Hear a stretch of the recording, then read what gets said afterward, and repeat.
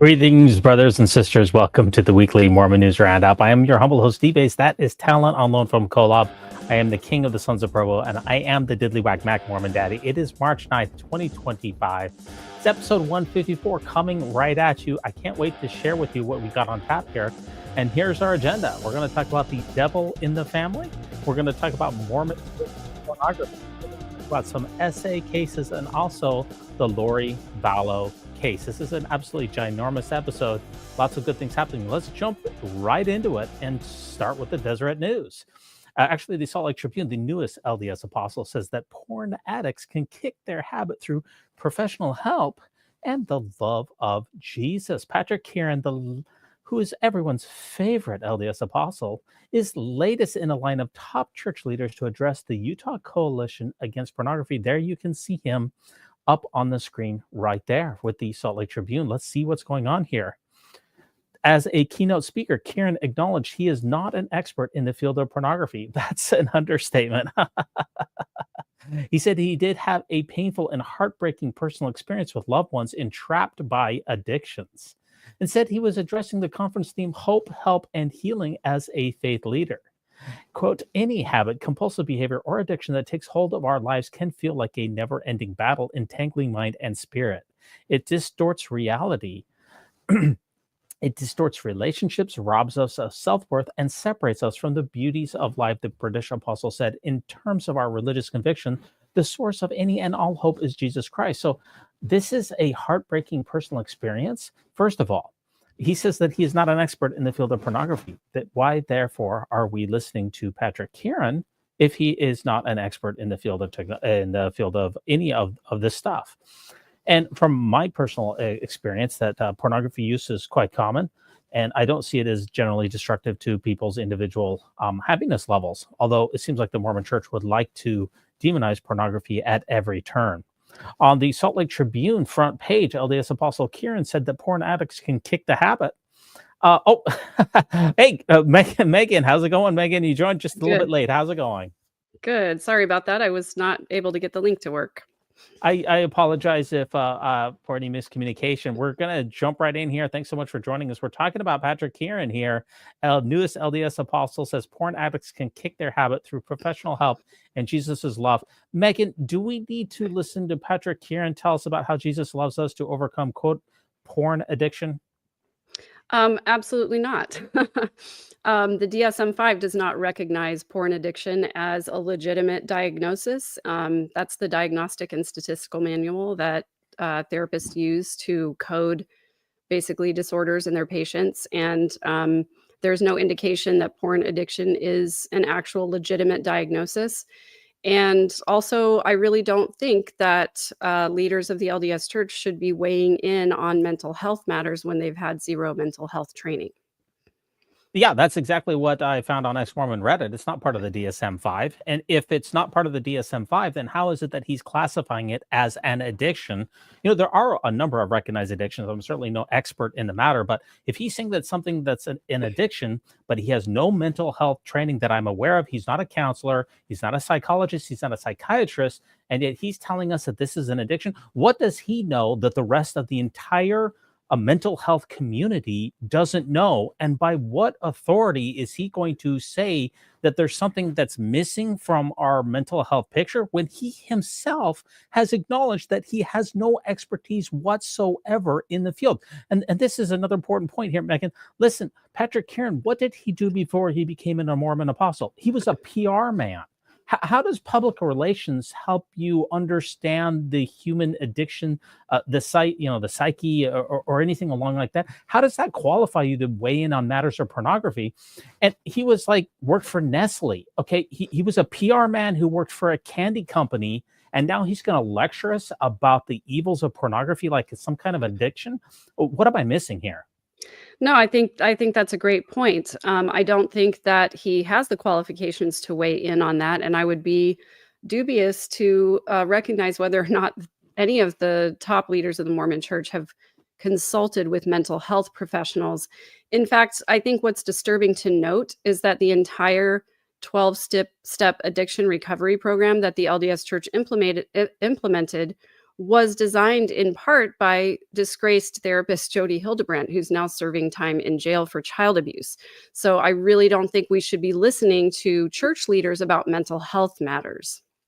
Especially on the backs of the Connections Academy cult and the other disgraced people who have been associated with it. And my understanding is that the church, even though they've had some revamping of this program, that it is still based on the ideas of Jody Hildebrandt and Ruby Franke, who we're going to talk a little bit more about here later.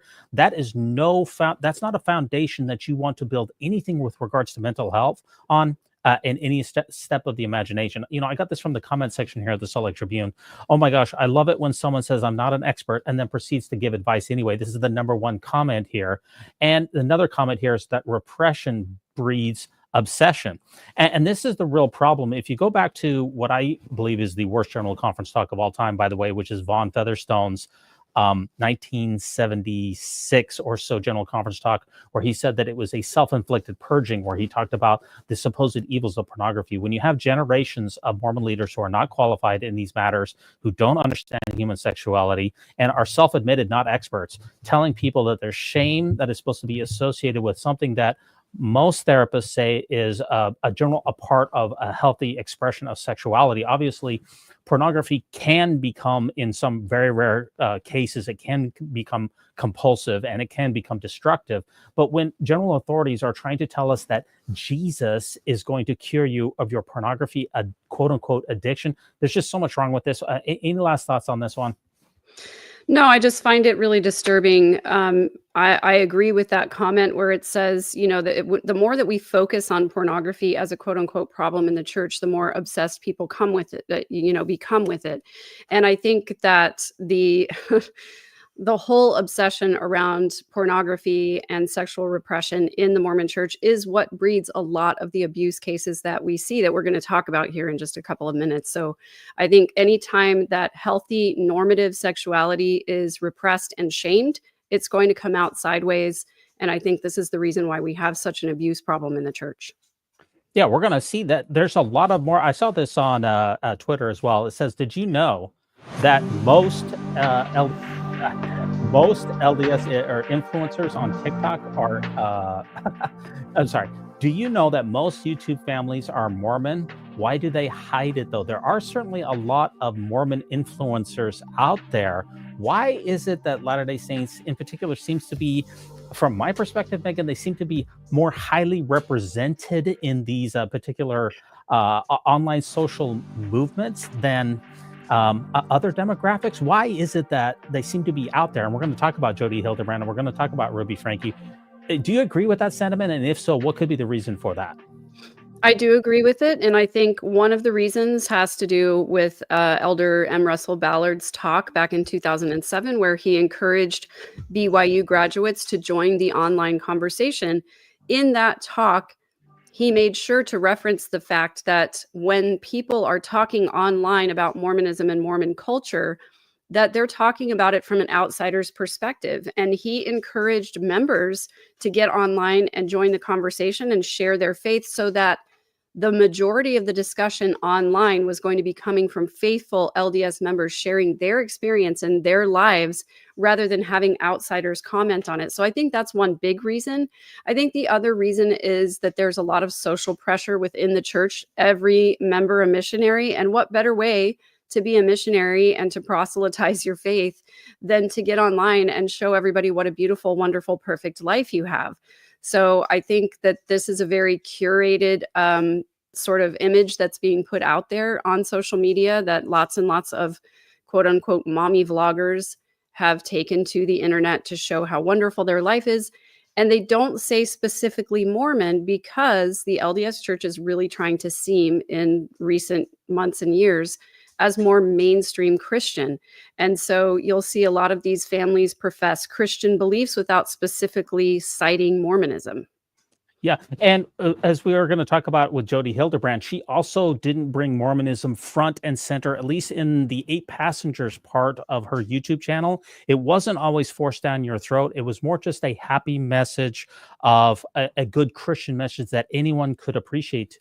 because the moment that you start bringing Mormonism to the forefront, you are not going to be able to go global. Let's just face it. People, if you look at, for instance, the Other Side of Heaven movie, which was Anne Hathaway, produced by Disney, they buried the Mormonism in that movie, and that was a movie that mostly flopped. Even if Mormonism is on the back burner, people generally don't want to hear about it. When it comes to Mormonism, what people really are interested in is true crime and mocking it with, the Book of Mormon musical.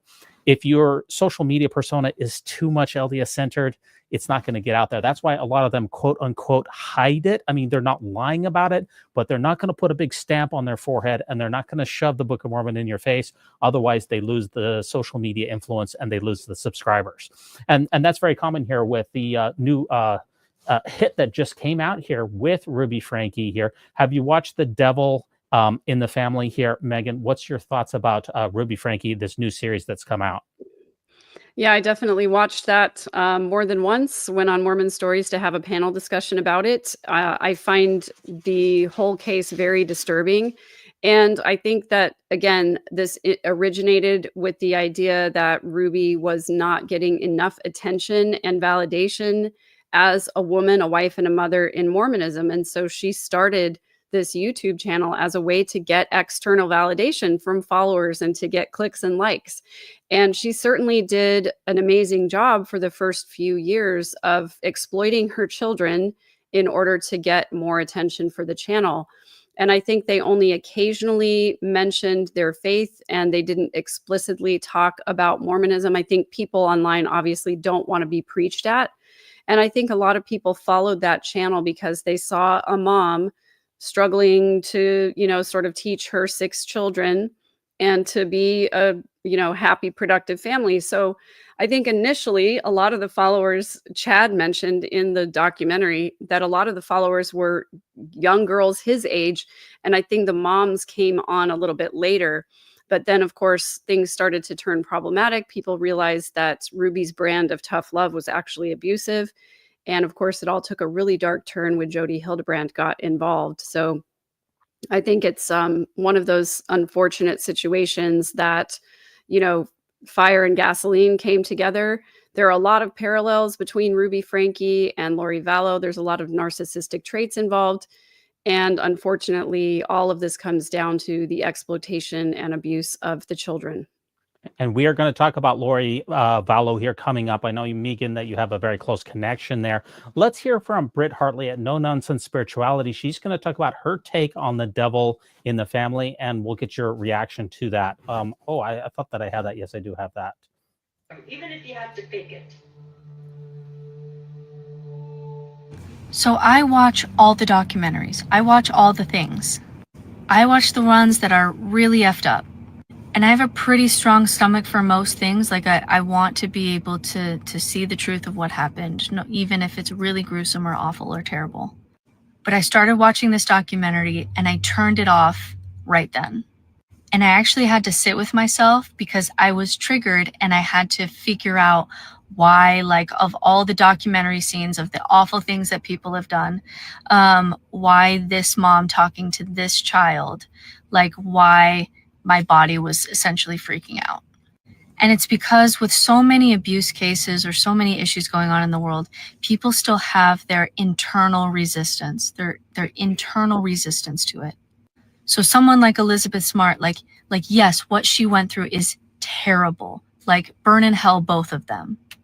But also she still had internal resistance to what was happening. And what Ruby Franke did, that really just destroyed me. And I had to like sit with my feelings a little bit to figure out why I was being so triggered, is not only did she take their freedom, and not only was she incredibly abusive, and like, God help those children. I hope that they can, I hope that they can get help and the therapy that they need. And even so, like, of course, they're going to have some long-term trauma from this. But what took it to the next level for me is that she also took their internal resistance. She manipulated their internal rebellion. So like if I got grounded, I could still like in my head say like, fuck my parents. But because of the religious manipulation that she was doing, and because she was forcing them to feel a certain way, she even took not only their choices and their autonomy and their health and their food and their shoes and, you know, fucking everything else. She also took the last thing that they had, which was their internal ability to just feel their feelings or to be able to internally resist in some way. She took that too. And I think we have to validate that like on the same level as the other kinds of trauma that she was doing, because of how damaging it is that like I could go through a lot of stuff if I could still internally resist and say this is wrong, at least even in my own head. But her taking that from them too is just such a level of cruelty that I haven't quite seen anything like it, at least lately. And also, Well, what's your reaction to that? That's, you know, if Britt Hartley is telling someone that she's basically the queen of atheist ex-Mormons, that someone needs to go to hell, that's about as strong as she can possibly word it. As an abuse survivor yourself, do her sentiments resonate with you?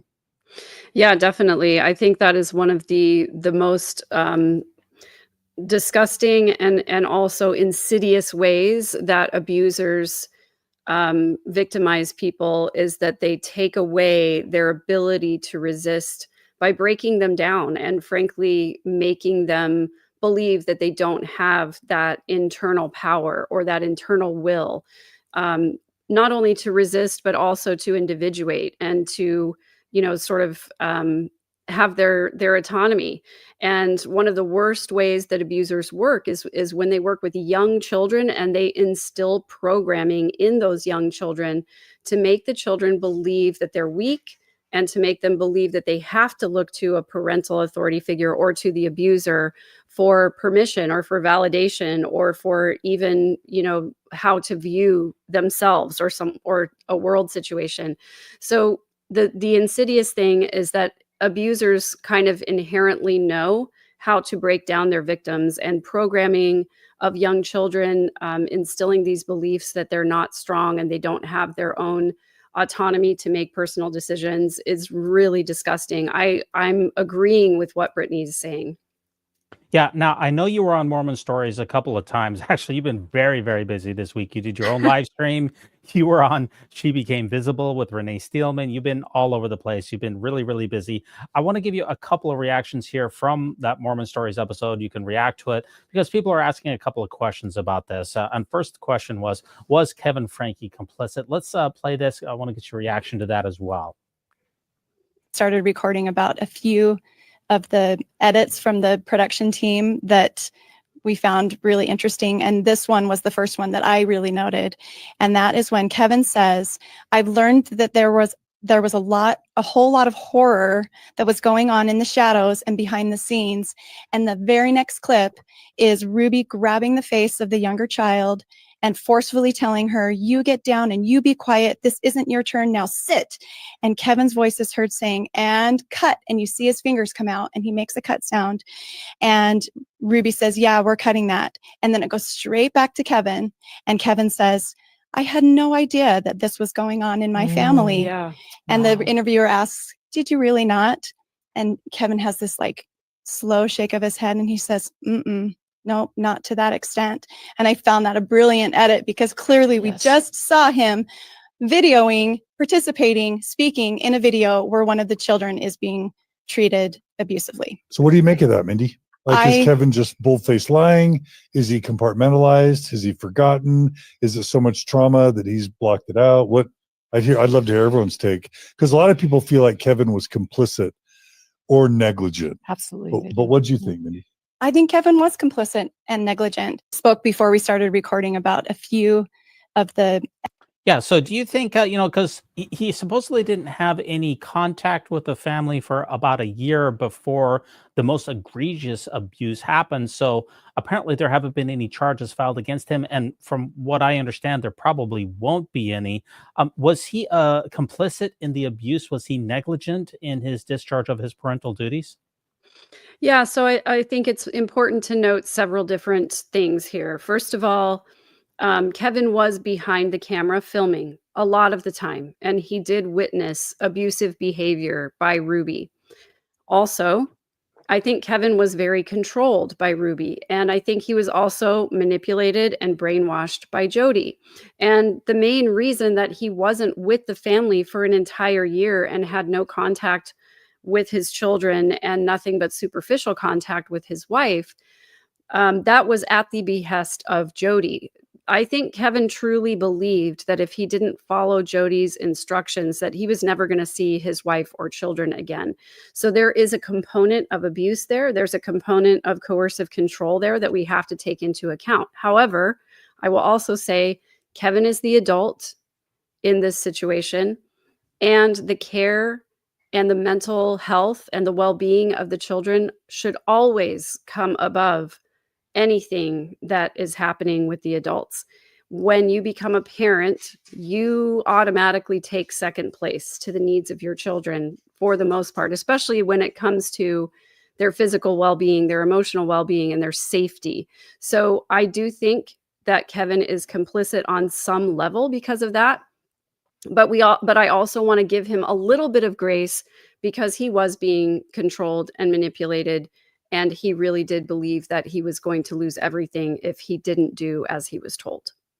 I just want to thank a couple of people out there in the live chat. Thanks so much for joining us out there. Some guy out there, thanks for being here. Songs of Our Own, it's nice to see you. And Colch, also great to have you on board. Let's talk about Jody Hildebrandt as well. What was her dynamic with the family, and how much blame does she bear versus Ruby Franke? Let's get this take, and I'll get your reaction to that. As someone who did complete a 6-year clinical counseling psychology PhD, so much of what Jody did was unethical. You would never, ever say to someone you're lying when they express to you say anything. Right. You would say, tell me more about that, or what makes you say that, or let's explore that more. But you would never that's like Dr. Phil, kind of pop cultural psychology, tough person. Yes. But you would never be trained to ethically respond to a client that way, let alone a freaking teenager. Correct. Lauren, right? can you imagine Dr. John ever calling out one of his people he's A teen? reviewing and just saying you're lying? No, nor me, nor our son. And again, the mixed relationships of upselling as a therapist, Oh my from gosh. Chad to Ruby to Kevin to Ruby and Kevin Seen to whole the families, groups, seen whole families, and not have that be a conflict of interest. Mhm. and then the groups. And I mean, it was just a huge upsell. It was, Making your patients mental fitness trainers, so they're also working for you and your so client. and you're monetizing your patients to Oh make my more gosh. money. Well, I saw your clip in there. Let me, this just kind of occurred to me, and maybe this is a strange way of looking at it, but if you were to assign percentages of blame here, what are the percentages? How much of this is Jody's fault? How much of it is Ruby Franke's fault? How much of it is Kevin's fault? Who deserves what part of blame in this entire absolute horrific child abuse tragedy? Yeah, I think it's hard. That's a hard question because, my analytical brain, I love numbers and I love to be able to quantify things, and that makes things nice and tidy for us. But I think in a situation like this, it's really hard to just assign a specific percentage to one person or to 3 people and say, okay, it was, 50% this, 43% this. Like that would be nice if we could do that. Unfortunately, abuse isn't like that, and we can't really assign a specific percentage of blame. All I can say is that we know for a fact that Ruby was physically and emotionally abusive prior to meeting Jody. That's well documented in Sherry's book. Also, we know that Jody has a long history of separating husbands and wives, isolating her victims, and then just basically emotionally, mentally destroying men. She has a long history of that. Her therapy license was suspended because of it, because of her inability to keep her ethical standards. And so, of course, she has a huge responsibility here. Her ethics are questionable. Her boundaries are questionable. Her tactics are questionable. And then we have Kevin, who is a parent, but also who has been victimized by these 2 women. So I think all 3 people are complicit. I think that there was a lot of problematic behavior going on prior to Jody arriving in the home. But as far as, when we get to the end game where these 2 poor children, the youngest 2 Franke children, were so horrifically tortured and abused and likely would have died if one of them had not escaped. When we get down to that, Kevin was gone at this point. He probably should have stepped in at some point, but there we have just Jody and we have just Ruby, and we really have Jody's influence over Ruby taking her abuse to the next level. So I just want to say that Sherry indicated in her book that Ruby definitely had some abusive behaviors prior to meeting Jody. And when she met Jody, it wasn't that her attitude changed, it's that Jody gave her permission and vocabulary to take those abuses to the next level. So I think all three problematic, but definitely Jody and Ruby were definitely, a pair of explosive fire and gasoline together. Well, thanks so much again for coming on. I apologize. We had a slight technical glitch at the beginning of that. That was my fault, so I do apologize for that. And everyone in the chat is acknowledging how much work it is that you've done in this particular field. Like Culture said, Megan is great. She's got over 10,000 subs and growing. Songs of Our Own. I watched Megan almost every single day this week on different topics. Thank you for your hard week. It definitely is Mormon True Crime Week. And what I've noticed, Megan, is whenever the church starts getting a quote unquote negative press, like Lori Vallow, like Ruby Franke, like American Primeval, like Under the Banner of Heaven, all of a sudden we start seeing either the church making official statements about it or people crying a persecution complex, which is why I wanted to play this next clip, because Benjamin Park is going to take on this particular series here, where he has the second part of his review of the Ruby Franke and Jody Hildebrand documentary on Hulu, which is 3 episodes. And he's going to try to take on this particular question. Is this Hulu documentary about Ruby Franke fair to the LDS Church? Or is it unfair to put these individuals in as Latter-day Saints? Hulu documentary series Devil in the Family about Ruby Franke and Jody Hildebrand fair to the Church of Jesus Christ of Latter-day Saints? My name is Benjamin Park. I'm a scholar of American religion and author of the book American Zion: A New History of Mormonism.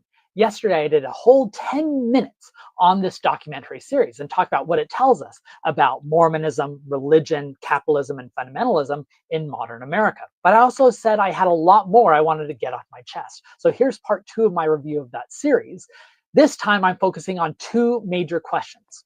Is the documentary fair to the LDS Church and its members? And how representative are the Frankes and Hildebrand of the LDS faith? I'll then offer some general overviews and takeaways of the series of what I thought of it. So let's dig in. As someone who is raised within the Mormon tradition, and also as a scholar who studies American religious movements and likes to focus on all aspects, not just those deemed sensationalistic, I'll admit it gets a bit tiring when all the TV shows and movies often focus on the most extreme and radical expressions of a various tradition. And as I mentioned in my previous video on this show, that has been a particular fixation in how Americans view Mormons. But that's what media does, right? That's what these TV shows do. They dig into the amazing and the extreme and those that break out of traditional mainstream thinking. That's what gains excitement and provides a narrative. What's important is if those productions also provide balance, showing that what is going on is not representative or that there are other voices fighting against it. And I believe that Devil in the Family does that quite well, because I think it shows that there were many voices around the Frankes who recognized that what was going on was wrong, and that their critiques of Franke and others was rooted in their faith. And further, those who were able to pull themselves out of the mess, like Kevin Franke at the end, was able to say that this is a story of a corruption of faith. So that the problem was not in Mormonism, but what happened. And so I think the show does a really excellent job of providing counter examples and the wide spectrum of what it meant to be Mormon. And what happened to Ruby Franke was an extreme version and not representative. Further, I mentioned why, as a scholar, I get frustrated when media depictions only focus on the extreme. But I also get frustrated as someone raised Mormon when members of my community often get so worked up over these media depictions, and their knee-jerk reaction is to denounce them as anti-Mormon sensationalism, even when, as I explained, these works are quite balanced. It turns out that when you are so dedicated to use your hammer to fight against anti-Mormon persecution everywhere, everything turns out to look like a nail. Yeah, so let me just ask you two questions. That's pretty much wrapped it up there from Benjamin Park. Number one, is this particular series, Devil in the Family, is it fair to the Mormon Church? And number two, how representative are these individuals, Lori Vallow and Ruby Franke? Are they just a couple of bad apples, or is this systemic of something that is larger within faith-based communities and Latter-day Saints in general? Well, I think two things can be true at the same time. In fact, many things can be true at the same time. And one of the things that I like to talk about is that Mormonism is a spectrum. And you're going to have everybody from the very healthy, faithful believer all the way to the very unhealthy apostate and everything in between. So I think it's important to acknowledge that while Ruby Franke and Lori Vallow don't necessarily represent the majority of Mormons, I think we don't get to where they got without Mormonism. High control groups and high control religions produce people who control other people because it's modeled for them in the system that they were raised in the system that they grew up in. And so while I think that the majority of Mormons that I've known, especially the faithful, true believing ones, most of them are really good people. Most of them just really want to do good in their communities and in their families. But I also think that high control religion not only attracts people with personality disorders, but then also exacerbates their mental health issues because of the nature of high control groups. So I think high control religion is dangerous for people with any kind of a mental disorder, especially personality disorders, the cluster B, cluster C traits that we see in Ruby and in Lori. I don't think they're outliers, unfortunately. And I think the reason why we've seen so much Mormon true crime lately is because we do have a culture where there's so much shame and secrecy around mistakes, around divorces, around problematic family relationships. And so, unfortunately, I think we're going to continue to see a lot of Mormon true crime happening for those reasons. Yeah, what do we see the apostles concentrating on? Well, we've got all of this incredibly harmful rhetoric that's coming out, these shows, and this abusive behavior that's happening within the community. And instead, he's talking about quote unquote porn addiction. He's missing the mark on what he should be talking about. And speaking of that, this is also, we're going to get to Lori Vallow here, folks, just in a little bit. We got her behind the scenes jailhouse interview where we want to hear Megan's comments on that. We're going to review a little bit of that together during the show. We have a big episode on hand, but first we need to look at this. Just came out in the San Diego Tribune just a couple of days ago here by one of my favorite X accounts here, Mormon Satan here. If you think this is the last wave of sexual abuse lawsuits against the Mormon Church, I have a handcart to sell to you. When you systemically protect predators instead of victims, systemically, the consequences just don't go away. And when you click on this particular link here and go to the particular article here, there's yet more ways. And this is in addition to the lawsuits that have been filed here. Again, there's been at least 91 lawsuits filed against the LDS Church in California in the last little bit, and more of them are being added to them every single day. When you don't have a criminal case, you do have to file a lawsuit. There's no doubt about that. But what do you think about what's happening here of the wave of abuse lawsuits that's happening here in California here that have been very, very disturbing here? Well, I think what is great about the publicity that these sexual abuse cases are getting is that it emboldens and empowers more victims to come forward. I think that the Mormon Church abuse scandal is going to prove to be even bigger than the Catholic Church abuse scandals have been historically in the past.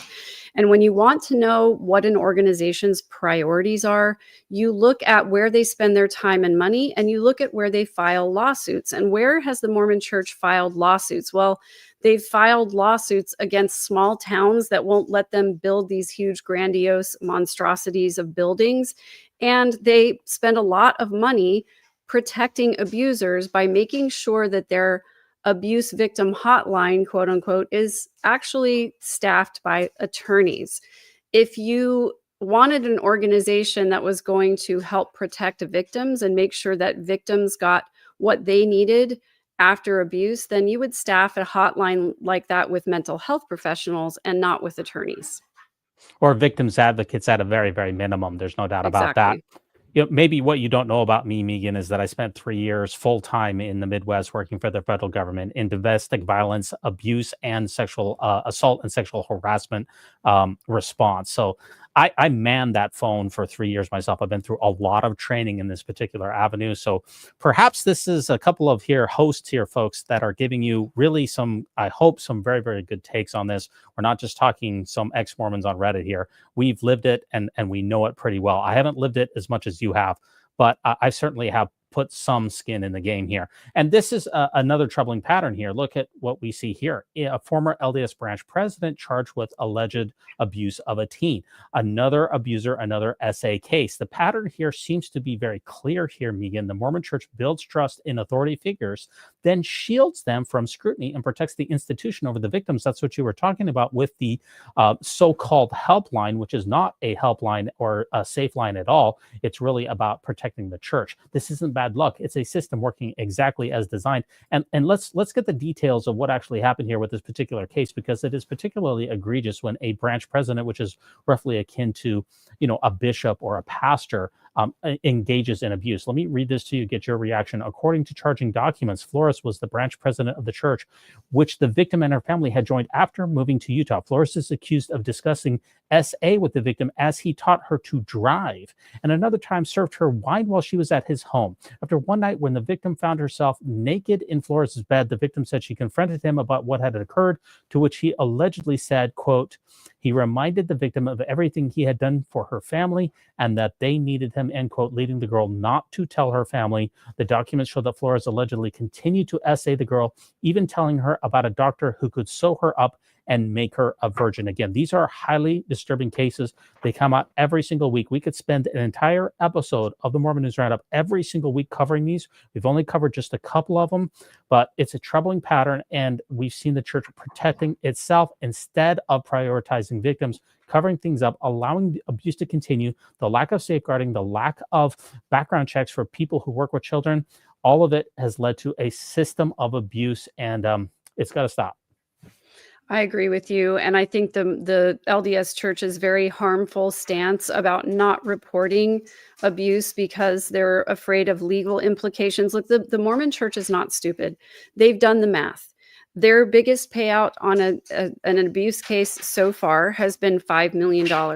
They know that they've got thousands and thousands of victims out there. And they know that if they paid out on every single one of them, they would have to dip into their precious investment fund. And that doesn't sit well with them. So rather than protect the abused, they protect the abusers. They protect the reputation of the church, and they protect the finances of the church by boarding it up with attorneys. So if you really did care about victims and victim advocacy, what you would do is you would listen to the victims. You would encourage the leaders to report abuse. You would institute background checks for every single person who is working with children. And you would also make all of your clergy mandated reporters. They have the money to do all of that. They have the time and the money to do all of that training, but that's not where they put their financial priorities. So I think it's very clear where they stand on protecting victims. They don't. Yeah, and you'd also put a victim advocate in every single stake, as a stake calling, somebody who is highly trained, who ensure that the other bishops and other people who are working with children go through rigorous safeguarding on a regular rotation, not just a 40-minute online module every once in a while. There's so much more that the church could do, especially considering the fact that it has $300 billion. It could really, at the stake level, hire a full-time person at every single stake who would be responsible for domestic violence response and responding to SA cases or anything else. They could put their money where their mouth is, but instead, as you mentioned, their priorities are in ramming through giant Masonic esoteric castles into residential communities in which they don't belong. There's just a troubling lack of priorities all around. Now, a couple of lighter things before we get to Lori. We are going to get to Lori here, folks. This is in the news. I got to cover it real quick here. Do you watch The Bachelor here by any chance here, Megan? You watch The Bachelor, Bachelorette? Do you get into these? I've seen snippets of it here and there. I can't really dive into it because I just don't have time for all the TV, but it is a guilty pleasure whenever I do have time. So here's what this is a big news story out here, folks. It is certainly bubblegum here. There's a tremendous, the Mormon Bachelor contestant, they have The Bachelor every season. They have like 25 seasons of them. Letitia is a Latter-day Saint, active. She went on to the show here, and she has refused to have sex with Grant in the fantasy suites. She opened up about her faith in a previous episode. There's a lot of pressure on her, but she's decided not to. She's decided to keep to her standards here. The Bachelorette refuses to have intimate relationships with the Bachelor, right? He's the Bachelor. Says it would hurt my feelings if he slept with other girls. Letia Grant opened about her faith in a previous episode. So my quick initial reaction is, good for you. Stand by your values. If no one should ever feel any pressure ever at any time to engage in intimate relationships with another person, and if that's your standards, I certainly respect them. I've got to just say one thing. Do we not know what kind of a show, though, that we're going on? You know what I mean? Is there anything that can be said that says, you know what, if you are an active Latter-day Saint, is this really the show that you should be going on? Because it's kind of like a hookup culture. It's kind of like going on into MTV Cribs. And when they want to show you the basement, you say, well, I'm sorry, I'm not into basements. I don't know. Help me out on this one. No, I definitely agree with you. You know, if you're going to go on a show such as this, you really should do your research and make sure that you understand what the expectation is. And I'm with you 100%. Stick with your values if that's what you value, but also recognize that your values are not everyone else's values. And if you're going on a show like this, you have to understand what's happened in the past. This is what people, contestants, and the public and the producers are going to expect is going to happen in the future and on every episode. So maybe it was a lack of research on her part, or maybe she just didn't really, maybe she was naive enough to think, oh, I'm different since I'm Mormon. Maybe they'll just be fine with me not engaging. Look, the dating world out there is tough. Everyone deserves a chance to find love. If this is the only way she could find it, I don't begrudge her at all. I just find it to be very incongruous, but I would definitely wish her the best on the show and in her life. Now, we're here to our featured news article here. Lori Vallow Daybell, the jailhouse interview just released here a couple of days ago. Chad, of course, was convicted. He is currently on death row, but Lori is also been convicted, life sentence, but now she's in Arizona facing the death penalty for the first time because that was taken off of the table in Idaho, and she's given a blockbuster Dateline exclusive. Let's just play this real quick, an interview from jail. This was big. This was absolutely huge this week. Chad was convicted and he's on death row now. I understand that, yeah. But They have some how fascinating could you stories. possibly think that Chad would be exonerated after what happened? The same way I will be exonerated. We will both be exonerated in the future. Because? I have seen things in the future that Jesus showed me when I was in heaven. And we were not in jail. And we were not in prison. And they were still in the future from now. Jesus told her. Chad was convicted. Jesus told her, Megan, that she's going to be exonerated. What's your first thoughts here on Lori's explosive interview from jail? Well, there was a lot to unpack on that, certainly, but I think commenting specifically on the idea that Jesus appeared to her and told her that she and Chad were going to be exonerated in the future. I think this is just part of her religious delusion. I think she really does believe, or at least she has deluded herself to believe, that she did nothing wrong and Chad did nothing wrong, and they're fulfilling this special mission that Jesus gave to both of them. And so I think she really believes that at some point she's going to walk free from prison and go on Dancing with the Stars. Yeah, that's the problem with religious delusion. And there's no really rational justification that people who believe in God can make that could argue against that, because all religion boils down to, I had a supernatural experience with some genie, ghoul, ghost, spirit, whatever it is, and that's told me the future or told me my life's path.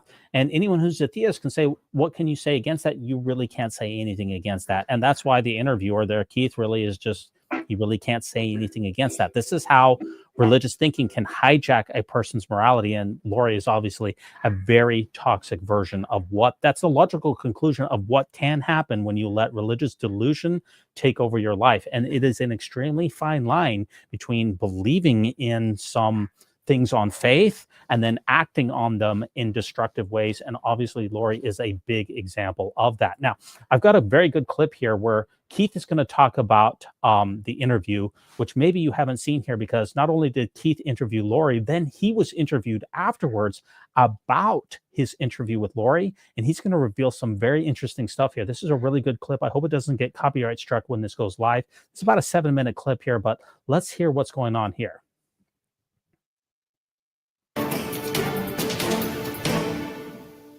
We have seen a lot about Lori Vallow over the years, but for the first time, the so-called doomsday mom sat down for an interview. She did it with NBC's Dateline. She's doing life without parole for, among other crimes, the terrible murders of her 2 children in Idaho. And now she's at the Estrella jail in Phoenix, awaiting a conspiracy to commit murder trial. 12 News journalist Erica Stapleton is here with more on that jailhouse interview. Erica? Yeah, Tram Troy, this is the first TV interview with Lori Vallow behind bars. It is extensive and often combative. But before we get to that, let's give you some background. Back in 2023, Lori Vallow was sentenced to life in prison in Idaho for killing her children, Tylee and JJ, who used to live here in the Valley. In Arizona, she's facing 2 conspiracy to commit murder charges, one out of Chandler in the death of her former husband, the other a shooting attempt in Gilbert at her niece's ex-husband, who ultimately wasn't injured. The trial in that Chandler case is set to start later this month, and it's been a long time coming. Lori Vallow has been locked up in the Estrella jail here in Maricopa County since late 2023 after her conviction in Idaho. Her husband, Chad Daybell, was also convicted in the Idaho case and sentenced to death. She will be representing herself here in Arizona at her upcoming trial. Here's part of that exclusive interview with Keith Morrison. Chad was convicted and he's on death row now. I understand that. Yeah. But They have some how could fascinating you stories. possibly think that Chad would be exonerated The after same what way- happened? The same way I will be exonerated. We will both be exonerated in the future. Because, I have seen things in the future that Jesus showed me when I was in heaven, and we were not in jail, and we were not in prison, and they were still in the future from now. So let's take a legal deep dive. Defense attorney Hector Diaz joins us once again. Hector, obviously you saw that. How could they both be exonerated? You know, I think what she's referring to is this whole Idaho matter, right? She was convicted, life without parole. And I think what she was referring to is, you know, hey, we're going to be exonerated. And, you know, maybe to the extent she's talking about the Arizona convictions, I mean, she hasn't gone to trial, and she's optimistic and has agreed to the interview with Keith Morrison. Yeah. So, Which I was going to say, if she was your client, would you ever allow her to do a sit down jailhouse interview? no, I would run for my office to stop it.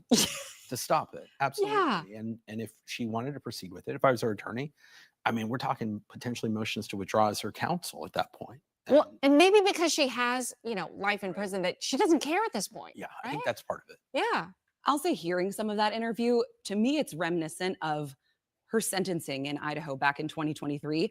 That was really the first time we ever heard her speak out because she did not represent herself in Idaho. She didn't really say much after she had been first arrested in this case. And during that sentencing, she said, you know, I heard in a dream, my kids are fine, I'll be okay. And the judge, when he ultimately gave her that life sentence in Idaho, he said, it's clear you are deep down in a religious delusion here. And it seems like that it's hard to tell if, you know, it's a bit of an act from her or if that's truly what she believes and that's how she got to this point here today. Yeah. Yeah, I mean, I remember when Jodi Arias did this. you know, Yes. With Troy, in fact. Yeah. I went back to watch the Jodi Arias interview that they did. Mhm. This one takes the cake. I mean, the snippets that Yeah. I've seen thus far, you know, And just real quick, I'll hop in there. Jodi Arias was also a Latter-day Saint. I just want to add that in. something that could be happening behind the scenes here, right? She has nothing to lose. She is just like, hey, you know what? I'm going to get my story out. I'm going to talk. And, you know, there might be other inmates, we call, you know, the jailhouse lawyers that are in there telling her, you know, you've got a platform. Tell your story. Mhm. Tell it. Mm. Judge isn't going to listen to it. Jury isn't going to listen to it, but maybe the public might. Okay. So, Well, on Okay, let's get your first reaction. This is the first half of it. What's your reaction so far to what they're saying about Lori? Obviously, you have a deep personal connection with Lori. Yeah, so I agree with what they're saying. She's representing herself in the Arizona case, which I also want to point out. By the way, she's not facing the death penalty in that case because it is a conspiracy case. Oh, my bad. Because Okay. yeah, because we know that Alex Cox was the one who pulled the trigger, and so they're just trying to get her on conspiracy charges on this one, which is not death penalty.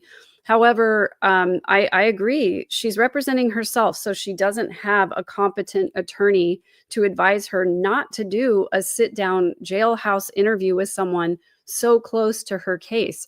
Jury selection starts in this case on March 31st. And we know that, you know, even though Maricopa County is huge and there's a huge jury pool, I know that those prosecuting attorneys are going to watch that interview very closely for places that they can poke holes in her defense. So I don't think it's a very wise thing that she's done here. In addition, we didn't really learn anything new, those of us who have been following the case. So it was really just more of Lori's religious delusion and psychobabble that we heard from her. Yeah, I agree. Now let's get a couple of clips from the jailhouse interview here. On Tuesday, I had a chance to talk to Keith Morrison after his interview with Vallow. What did you think before you went into this interview, and then more importantly, afterwards? Afterwards, I wanted to go have a nap for a while. It was an extremely contentious interview. She is a very aggressive person when she wants to be. It was combative. She can be very sarcastic. She can be very flirtatious. She is charismatic. She's a very difficult person to interview. She had her own agenda, and she wanted to tell a story. And I knew the story wasn't true. So I was trying to get her to answer the questions I had for her. And that was not easy. So it was a fascinating conversation. And we had a limited amount of time for it. So it at times was one that you tried to hurry along, but she had her own speed. Okay, Hector, you just heard him describe her flirtatious, combative, charismatic. I mean, talk about a wide range of, characters in a way. What do you make of all that? I mean, she's trying to take a playbook, from the Jodi Arias, case, I guess. This is really odd. And again, she has the right to do this. I'm sure that the Maricopa County Attorney's Office, if they weren't sitting somewhere off to the side, they're going to ask for, a transcript or subpoena transcript of, the unedited copy if they can get their hands on it. I'd like to listen to it, and it may come back up to impeach her later. I'll add too that seeing her in these first few hearings representing herself, that same demeanor is really evident in the courtroom as well. You can hear she, sounds like she knows what she's talking about when it comes to law. She's really, really confident. And oftentimes she comes into the courtroom smiling, giggling. So it's demeanor we've seen before, but I'm really curious to see, the full interview here, what Dateline puts together, because I think it'll be really telling, especially as we head into her trial, which jury selection is set to start later this month. Wouldn't something like this hurt her though? Potentially. Yes, potentially. I mean, they're going to look at it to the extent that she testifies and what she testifies to is inconsistent to something that came out during the interview. And yeah, it could come back to really hurt her. And I'll just jump in one thing. I just want to say one thing. This is giving me really kind of a flashback to like Ted Bundy, who, by the way, was also a Latter-day Saint who was defending himself in court as well. Lori has connections to Jodi Arias. She has connections to Chad Daybell. She has connections to Ted Bundy. Why is it that all of these are all Latter-day Saints? And obviously the Mormon News Roundup concentrates a lot on this, but there's just a lot of similarities in this entire Mormon worldview. Yeah, I think when you are raised to believe that you're the one true religion, when you're raised to believe that you are a special generation, that you're part of the group that's going to help bring in the second coming of Jesus Christ. I mean, this is something I was told as a young Mormon youth. I was told that I was reserved for the last days, that only the very righteous were going to be here when Jesus comes. And you're raised to believe these things. People, again, with personality disorders are going to take that belief and run with it. And in addition, we have this culture in the church where we're taught to seek for further light and knowledge in whatever places we can find it. So that's one of the reasons Lori was going to these extra conferences and reading all of these extra near-death experience books and trying to find meaning in her life, because the Mormon Church doesn't give power and meaning to women beyond that role of wife and mother. Yeah, for those of you out there, if you could just hit the like button right now, if you could leave us a 5-star review, you can also follow us on Apple Podcasts, and you can also, we'll talk about Megan's channel just a little bit at the end of it. That would help us out a great deal if you could leave us a comment below. And these are not the only Latter-day Saints that are in the news this week here. This has been a big week for true crime. Over there, Nuance Ho, also known as Kara Burrell, is still covering Tim Ballard, the Sound of Freedom, quote unquote, hero, who was also into supposed child rescuing, even though that's an extraordinarily dubious claim on her behalf. She's brought up even more interesting things just this week: the neglect and abuse inside OUR's aftercare homes. This was Tim Ballard's organization that supposedly, Operation Underground Railroad, supposedly rescued children in far-flung locales such as Haiti. But look at what we're seeing here. Shocking details about the conditions in this entire operation. Let's see what she's got for us this time. So they were placed into another orphanage, the one that OUR was working with, a facility rife with abuse, Gesno Marty's orphanage. Fraser is said by people familiar with the situation to have found more than 100 children living in deplorable conditions at the orphanage, with poor sanitation and not enough food. In addition, at least one girl living at the orphanage said that she was sexually abused by an adult staff member who subsequently took her to obtain an abortion. UR employees have since spoken out saying that donors were repeatedly lied to about aftercare homes being safe and holistic. Instead, they were funneling money into an institution where children were being abused on their watch. And where did the children go? They were placed into another orphanage, the one that OUR was working with, a facility rife with abuse, Gesno Marty's orphanage. Fraser is said. Yeah, so what we got here is Nuance Ho shining a light again on another Latter-day Saint abuse case here, where we have supposedly OUR's orphanage, where they were protecting kids, was once again rife with abuse and neglect the entire time. This is a disturbing pattern. We've shown SA abuse cases of a branch president. We talked about Lori Vallow. We've talked about Ruby Franke. We got Tim Ballard. This is just yet another troubling week where we're seeing the worst hits of the fruits of Mormonism here. A lot of people in my Instagram comments want to talk about the fruits of the church and the warm feelings that you get, and they never seem to want to cover these particular cases, which when you watch the church news or you read KSL or the Deseret News, the church never covers any of this at any time. They pretend that it doesn't exist, and that is one reason that the Mormon News Roundup does exist. Now, obviously, you have a lot of experience in this particular arena, and I really want to get your thoughts here on what Nuance Ho is bringing out as far as the abuse and neglect of people who have been supposedly trafficked in Haiti and then left and neglected. Terrible.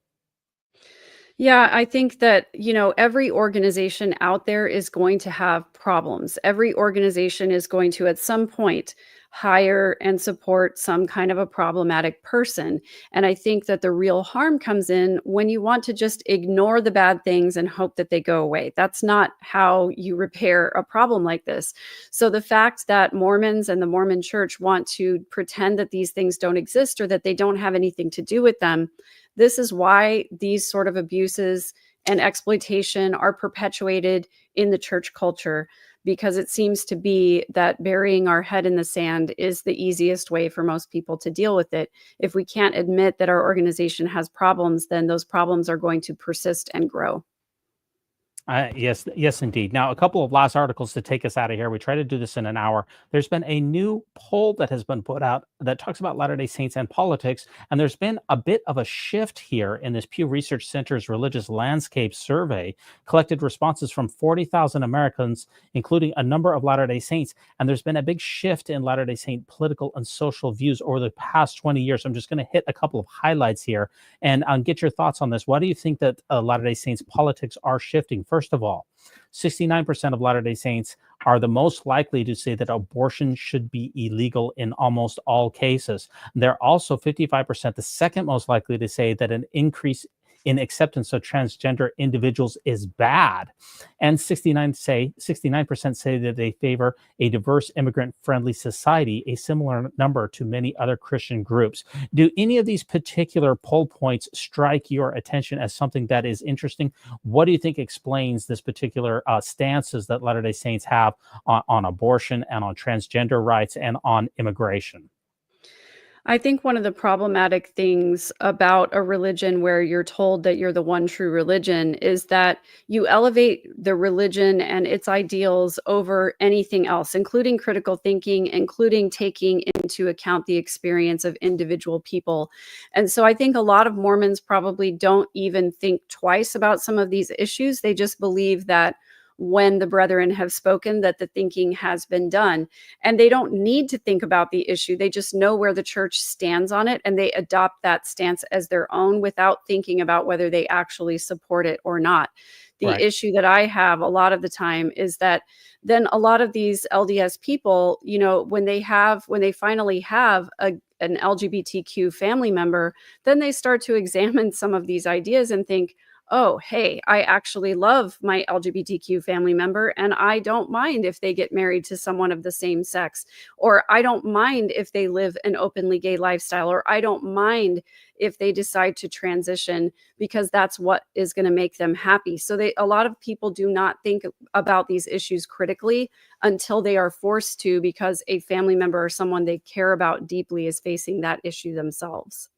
Yeah, let me just cover one other thing. This is a big survey here, and this was very interesting to me. This was a lot, and I'm just trying to synthesize it down. Ups and downs of LDS Church membership. Look at this particular statistic that came out of this.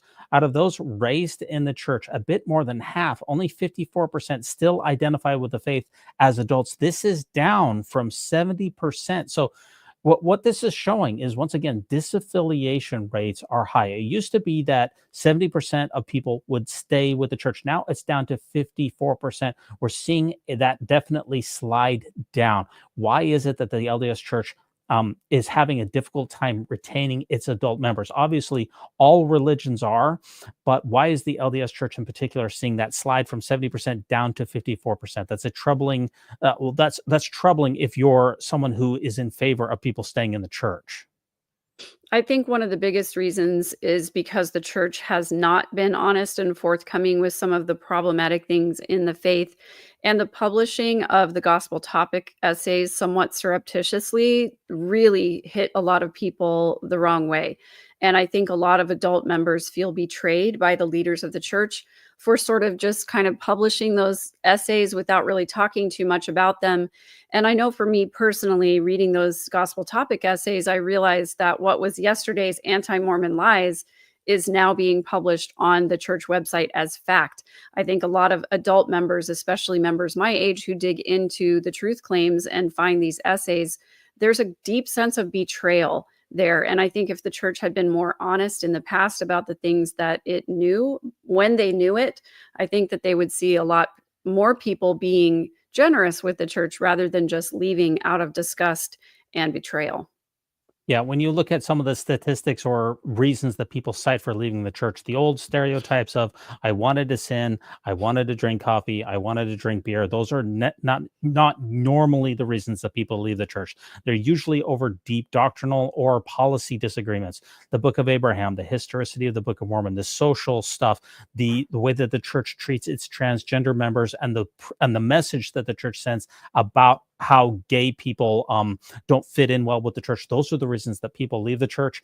And and you're right. The church has not been a trustworthy steward when it comes to conveying information about its own history that has led to a crisis of confidence among the membership. And let's not forget the SEC fine. All of these things are definitely factors that have led people to leaving the church at a higher disaffiliation rate. Now, we have three last stories to get through here before we take you out of here. First of all, Fairview mayor willing to travel to Utah to settle the Latter-day Saint temple dispute. The threat of lawsuit is getting closer each day. And the mayor of Fairview says, hey, you know what? Maybe I can come to Salt Lake City and we can wrap this up. I believe this has an ad that goes along with that. So I do apologize for that. But this is a big temple in the state of Texas that has been under a lot of litigation. There's been a number of protests in this because the church wanted to put in a huge structure into a small residential area. Mayor Lesnar is saying, hey, let's see if we can possibly work this out. Let's play this and get your reaction if you think that this can avoid a nasty lawsuit, or whether a compromise can possibly be made here. Texas Town is talking to KLTV after the threat of a lawsuit. The Church of Jesus Christ of Latter-day Saints has threatened to sue the town of Fairview after an agreement to build a temple fell through. That temple would be used by thousands of LDS Church members in East Texas. KLTV 7's Alex Weister has the update. Ready to go to Salt Lake City and sit down and talk to them? The threat of a lawsuit getting closer each day. The mayor of Fairview now looking to take an over 1,000-mile journey to try and stop it. For our residents, I need to see somebody who's a decision maker in the LDS Church, not an attorney. Somebody who can tell me why they're doing what they're doing. That is what we're trying to do. This 60-day notice of an intent to file a lawsuit by the Church of Jesus Christ of Latter-day Saints was sent to Fairview back in January. Last month, the church said, we need a temple that has 4 instruction rooms, not 2, which is what we've mediated down to. And it's not sufficient for our growth. It's not sufficient for the size of our membership. They want it to be the size of a chapel. We don't need a chapel. We need a temple. The deadline of March 24th is approaching fast, with no conversation between either side. Mayor Lesnar hoping to get the talks back on track before litigation. I feel pressure. That's why I'm talking to everybody I can. Hopefully somebody in Salt Lake City gets the message what we're trying to do. Both sides had agreed on plans for a smaller temple than the one originally proposed. That came after mediation in November. After the citizens pushed back on the size of the temple again, the church pulled the plans away. Now some residents of Fairview say they still aren't pleased with the plans, but want more discussion before a lawsuit. We just need to go through the process and get an application from the LDS for a new temple design. Until I do that or file a lawsuit, there's not much that can be done other than the mayor offering to talk to somebody. Alex Weiser, KLTV7 News. What? Mayor Les- Oh, sorry. There's one last clip that goes along with says this. he Sorry. understands resident concerns, but is willing to approve the 120-foot steeple if the plans are put forward, saying his primary goal is to avoid a lawsuit. Well, may I ask you for Insurance companies are a reflection of society. What can we try? May I ask you for a prognostication? What do you think is going to happen with the Fairview Temple? And why is it the church is making this a hill to die on when they could just literally move the temple just a couple of miles over to the east, I believe that it is, into the commercial district, where it could have even bigger and have as many particular, steeple height and as many rooms as it possibly could? Well, so there are a couple of points I want to make here. First of all, the town of Fairview, Texas is just 23 miles away from the current existing Dallas, Texas temple. There's no way that the church actually needs another structure this big, that close to the existing temple. I would be really interested to see the Dallas temple's current attendance statistics to find out if they actually are as full as they purport to be. The other point to make is that I think it's absolutely ridiculous for the church to renege on an agreement that it made during mediation. They agreed during mediation to a temple of a smaller size with only 2 instruction rooms instead of 4.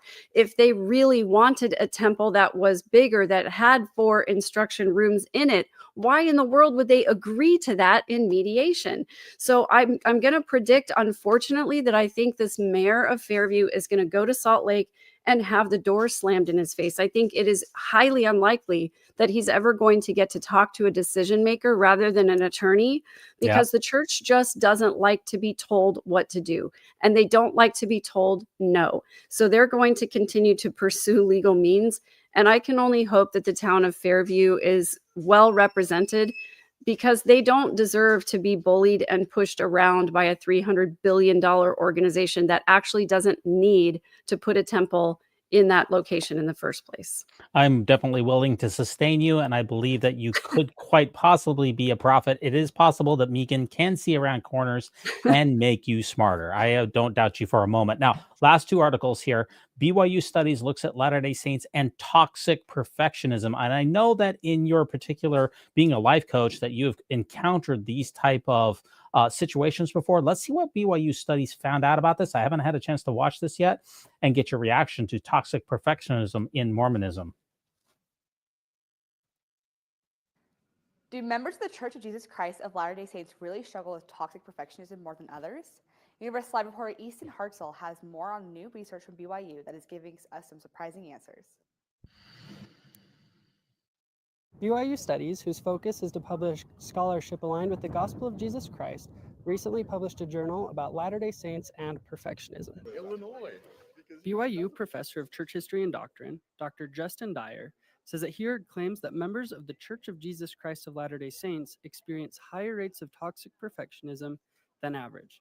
Dyer wanted to find out if that was true. Latter-day Saints actually are on average lower in perfectionism than those of no faith. Dyer has been tracking 2,000 youth over the past 8 years. We started when they were about 12 to 14. They're now 20 to 22. And we've gotten information about their mental health, about their family life, about their religion. We have about half Latter-day Saints, half not Latter-day Saints. Psychology student Jacelyn Clayton is an article co-author in this journal. She focused her research on scrupulosity. Scrupulosity is like a subtype of OCD. And so it's associated with just like very compulsive and obsessive behaviors about religion. This research hits close to home for Clayton. She tells me that she's faced scrupulosity herself. Mine was so intense, like I was probably spending like 5 hours a day like acting on my religious compulsions. The research findings show that toxic perfectionism and scrupulosity can have serious mental health effects. It's related to more depression, anxiety, even more suicidal thoughts. Dyer and Clayton recommend that anyone dealing with these conditions consult with medical professionals and seek spiritual guidance. Always know that God loves you, that you're still a worthwhile person. And I think like when I was able to get out of that, I actually got to see Jesus Christ like for who he actually was. And that was someone that just gives me strength and loves me. This journal is now available online at BYU Studies website. Reporting for Universe Live, I'm Easton Hartzell.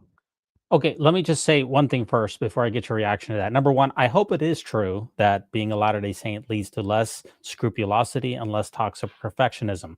The problem here is that BYU generally only publishes studies, they literally said it at the beginning, that are faithful to the church. When these researchers come up with conclusions that don't run in accordance with the Board of Trustees and would make the church look bad, oftentimes we don't get to hear about those particular studies. So it is always just so hard to take the church's word for these BYU internal studies when they're not published in peer-reviewed journals or psychological journals or anything like that. So do you believe the BYU studies, and have you encountered the toxic perfectionism as part of your life coaching business that you do? Well, yes, I've encountered it with almost every single person that I work with who is deconstructing high demand religion, whether it's LDS or Jehovah's Witnesses or another high demand cult type religion. So I encounter this all the time, and it's something that I've struggled with myself. I often say that I'm a recovering perfectionist. And why is it, do you think, that so many people struggle with this? Well, it's because the church teaches us to be perfect, and it gives us a very long checklist of things that we need to do in order to be considered worthy. Again, we're searching for external validation from our bishop, from our stake president, to tell us that we're worthy. And we have a very specific set of guidelines that we have to follow if we want to be considered worthy. And that's the kind of environment that breeds this kind of toxic perfectionism. So I agree with you. I do not think that LDS people struggle less with this. And I find it problematic that the office that published this article and this research study first and foremost claims that they only publish the things that are faithful to the LDS doctrine, or in other words, things that are going to paint the church in a positive light. And as you pointed out so well, it's not a peer-reviewed study. So I have serious doubts about the validity of such a thing. Yeah, it's sad that we can't trust the church to tell the truth, but the church has been upfront about the fact that it has an agenda. It's always an ever incessant faith promoting narrative, and things, not all truths are useful. That's basically how you can approach all of this. Now, believe it or not, we've saved maybe the biggest news story for the week, because I don't always cover the secret lives of Mormon wives, but I cannot tell you, Megan, if you don't follow the space, maybe Mormon news as much as I do, the secret lives of Mormon wives, these women generate more news coverage than almost everything else combined. I know we're big into Lori Vallow. We're big into Ruby Frankie. These are juicy for us, but for the regular people, a lot of people don't know who those are, but they know who the secret lives of Mormon wives are. And Jen Affleck, which is Ben Affleck's, I believe his cousin, she's now checked into a wellness retreat to heal the trauma. Believe it or not, this might be the biggest news story of the week. Let's just play this on E! News, and this is our last article here, which, believe it or not, might be the biggest. Jen Affleck is in her healing era.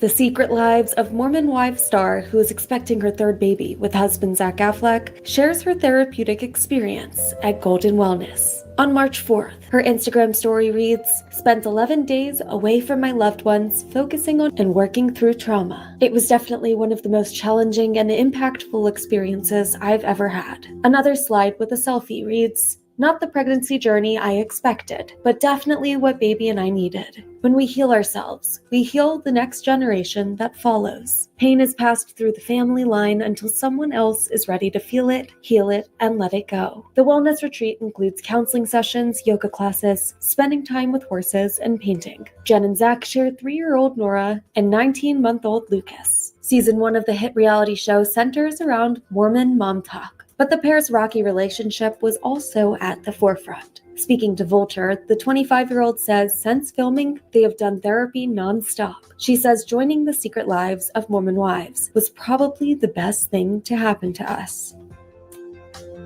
Okay, so I may not be qualified to weigh in on this, considering the fact that I have a Y chromosome and I'm somewhat loath to talk about these things. But here we've talked about in this particular episode, how much trauma have we gone over, from religious scrupulosity to toxic perfectionism to Lori Vallow to Ruby Franke to Jodi Arias to Ted Bundy. And now Jen Affleck has checked herself into a wellness center to try to heal from trauma too. All of these are Latter-day Saints who are running into a lot of mental health challenges here. What's your thoughts on the Secret Lives of Mormon Wives and Jen Affleck, trying to take care of herself? Yeah, so I've done a couple of episodes, although I didn't get very far into Secret Lives of Mormon Wives before it was just more than I could handle. So I'm very far behind on actually commenting on the series, but I've watched enough of it to know these women are not mentally healthy. So I just love the fact, first of all, that Jen Affleck has checked herself into a facility. I'm glad she's addressing her mental health issues. I think this is a fabulous example for young women. I think it's a fabulous example for Mormons everywhere. I think more Mormons would benefit from getting real about their mental health struggles. So I'm here for every single part of that. All of that being said, being involved in reality TV is going to have a negative effect on your mental health, and being involved in a high demand religion is going to have a negative effect on your mental health. So it's no surprise that so many of us struggle in this area. I just wish more people would be willing to step outside of the Mormon bubble to get their mental health needs met, because from personal experience, all three of the counselors that I saw in LDS Family Services basically wanted to tell me to pray more and to Mormon harder than I ever Mormoned before if I wanted to get healed. And it wasn't until I finally saw a counselor outside the faith that I got something that was close to beneficial help. Yeah, if we go back to the very first article that we had this week, that's where Patrick Kieran said that you could overcome pornography and the addiction by what? By Jesus helping you. A lot of the mental health so-called counseling that you get from LDS clergy who are not trained in these particular matters is God will make it better somehow.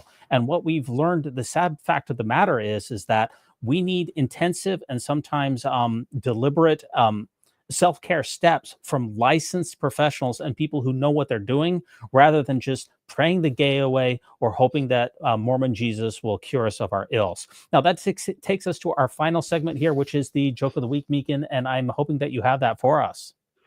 I do. I know I'm going to get a lot of groans for this one, but it is one of my favorites. And I have a question for you. What is the difference between roast beef and pea soup? I don't know. Well, almost anyone can roast beef, but not everyone can pea soup. Oh my gosh. Okay. See, you're going to be sorry you asked me for a joke. That's good. I do appreciate that. Now, if you go over to your website here, Small Actions, Revolutionary Results, thirdverse.com, what are we going to see over here? What projects are you working on? You're one of the busiest women in Mormon/ex-Mormonism. What do you got cooking? Well, I definitely have my one-on-one coaching, which is something I really love. I love hearing people's stories and seeing how an outsider's perspective, I can look in on someone's life and maybe help them make some small adjustments that are going to improve the quality of their life. I also have an e-course that I just finished that is going to be an on-demand course for people to learn to recognize and defend against manipulation and coercive control. And then I also have lots of different resources for people. Incidentally, my website and my podcast are sponsored by a company called Revolutionary Media, which is a company that's dedicated to helping ordinary people like you and me turn their knowledge and expertise into monetizable content. Well, that sounds absolutely fantastic. I'm a big fan of you. I was listening to all of your podcasts this week, literally all of them, which was very hard to do since you were on like 20 hours of episodes. But you're one of the biggest movers and shakers out there, which is why your YouTube channel also is gaining a lot of subscribers. If you're listening to the Mormon News Roundup right now, please go over to YouTube, Google Meekin Connor and Third Verse, right? It's Third Verse. Is that correct, right? On Yeah, YouTube? third_verse is my YouTube, Instagram, and TikTok. Yeah, if you can subscribe to her, I'd be very grateful for that. I'd like to thank a couple of people as well before we get going here. Those are the people who help the Mormon News Roundup financially. I really do appreciate that. And that's Bob, who was a new member. Really appreciate that. Uprock Hunter, thank you so much. Royce, RMW, Carol, David, Blaine, Brent, Colette. Big shout out to Michael and especially Sophronia. Thanks so much. And also YouTube channel members, M. Iraq, Starla, Jeffrey, Garrick, Dave, and Lee. Want to thank all of those people so much for really appreciate you supporting the Mormon News Roundup. That means a great deal. Megan, it was so great to have you on. Thanks so much for being a part of this program. Oh, we got you. You're muted. Oh, sorry. Yeah, thank you so much for having me. I appreciate being here. You betcha. Always remember to think celestial and remember. No unhallowed hand can stop the Mormon News Roundup from progressing.